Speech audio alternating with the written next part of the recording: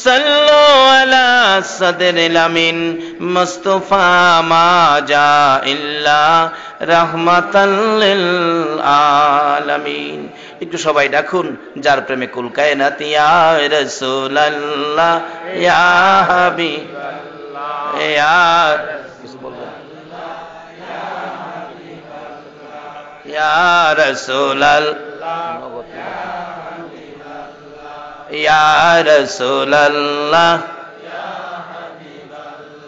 আমার মৌতের নিদান কালে থাকিয়ে নবী গো আমার শিয়রে, আমার মৌতের নিদান কালে থাকিয়ে নবী গো আমার শিয়রে, দেখিব আপনাকে দুই নয়ন ভরে ইয়া রাসূলুল্লাহ ইয়া হাবিবাল্লাহ ইয়া রাসূলুল্লাহ ইয়া হাবিবাল্লাহ। বাবারা ভাইরা আসুন, অতি খুশি হলাম এই গ্রামে পাড়া দিয়ে। এক ভাই বললেন, হুজুর আমাদের এই গ্রামে অনেক শিক্ষিত আছেন, অনেক উপরস্থ অফিসার আছেন, আসলে পরিবেশ দেখে আচার আচরণ দেখে বুঝে ফেলেছি। একটা গ্রামে কোনো গ্রাম পাওয়া যায়, যেমন আমাদের গ্রামে কত কিছু। কবি আলাউদ্দিন আলাজাদ, যারা শিক্ষিত ওনাকে চিনেন, দেখেন পত্রিকায় আসছে গত কয়েকদিন আগে, ওনার বাড়ি রামনগর গ্রাম, আমার গ্রাম। টাকার মধ্যে আছে খুরশেদ আলম গভর্নর, ওনার বাড়ি আমার গ্রাম। বইয়ের মধ্যে পান বীর শ্রেষ্ঠ মতিউর রহমান, ওনার বাড়ি আমার গ্রাম। এর মধ্যে সেনাবাহিনীর অফিসার, পুলিশ অফিসার অনেক। আসলে এই গ্রামে শিক্ষিত থাকলে গ্রামের পরিবেশই অন্যরকম হয়। সেজন্যই রাসূল বলেছেন জ্ঞান অর্জন করো। মূর্খ বন্ধুর চাইতে জ্ঞানী শত্রু ভালো, রাসূল বলেছেন জ্ঞান অর্জন করো। আমরা সামাজিকভাবে বলি মূর্খ বন্ধুর চাইতে শিক্ষিত শত্রু ভালো, কারণ শিক্ষিতরা কোনোদিন মানুষকে চিরধ্বংস করে দিবে এটা কেউ চায় না। কাজী শিক্ষার প্রসার এখানে বেশি।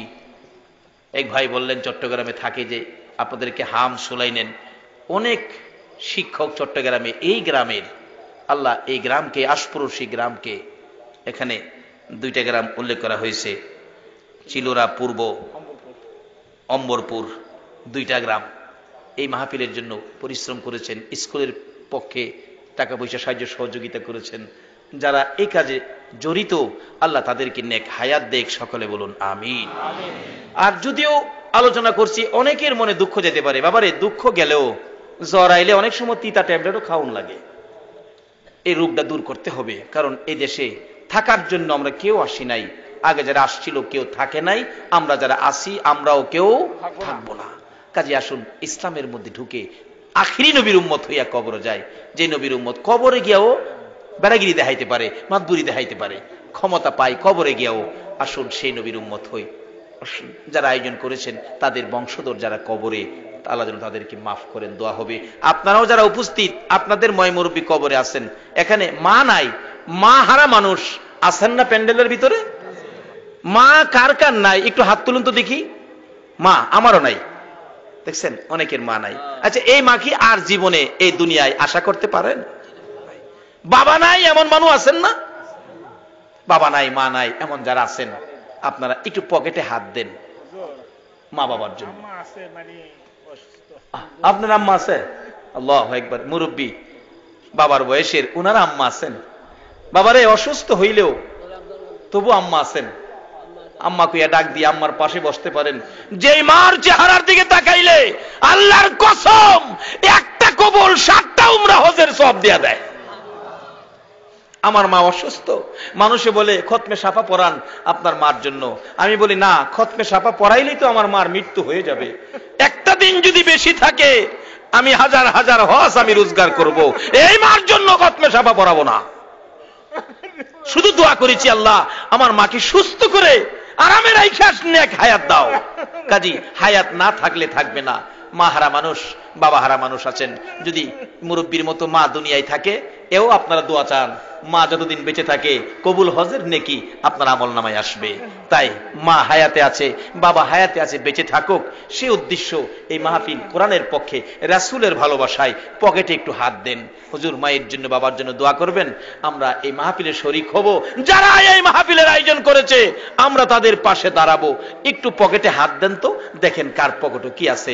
মায়ের নিয়তে, বাবার নিয়তে, দাদা দাদি যাদের কবরে, যে দাদা একটু চিৎকার দিলে দাদা দৌড়ে আইসা নাতিরে কোলে নিত, দাদি নাতিরে কোলে নিত, এই দাদা দাদির জন্য, মা বাবার জন্য, বংশের ময় মুরব্বী কবরে, তাদের রুহের মাগফিরাতের জন্য। মা বাবাকে দুঃখ দিলে নামাজে রোজা যায় বিফলে, মা বাবাকে দুঃখ দিলে নামাজে রোজা যায় বিফলে, মার কলি যায় আঘাত দিলে খোদা সহে না, মার কলি যায় আঘাত দিলে খোদা সহে না।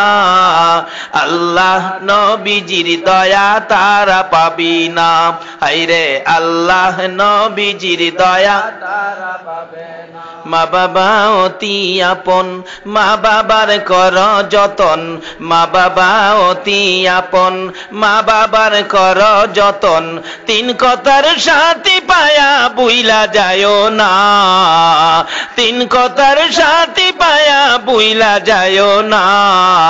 আল্লাহ নবীজির দয়া তারা পাবি না, হায়রে আল্লাহ নবীজির দয়া তারা পাবে না।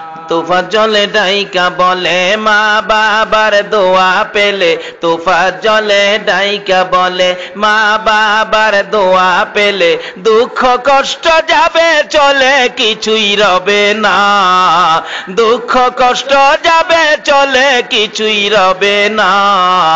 আল্লাহ নবীজির দয়া তারা পাবি না, হায়রে আল্লাহ নবীজির দয়া তারা পাবে না। মা বাবার কথা মতো যেজন চলে না, মা বাবার কথা মতো যেজন চলে না, আল্লাহ নবীজির দয়া তারা পাবি না, হায়রে আল্লাহ নবীজির দয়া তারা পাবে না। আসলে ফুলাফানে গাইলে সুন্দর লাগে। জানি না কিভাবে ডাকবো মাবুদ, জানি না কিভাবে ডাকলে জীবনের গুনাহ ক্ষমা পাবো। মাবুদ, না জানিয়া না বুঝিয়া বেবুস শিশুর মতো হাজার হাজার মানুষ লইয়া হাত বাড়াইছি। মাবুদ রে, আমরা গুনাহ করিতে জানি আর তুমি মাপ দিতে জানো, মাপের আশায় হাত বাড়াইছি। কার জীবনে কত গুনাহ হিসাব জিগাইও না।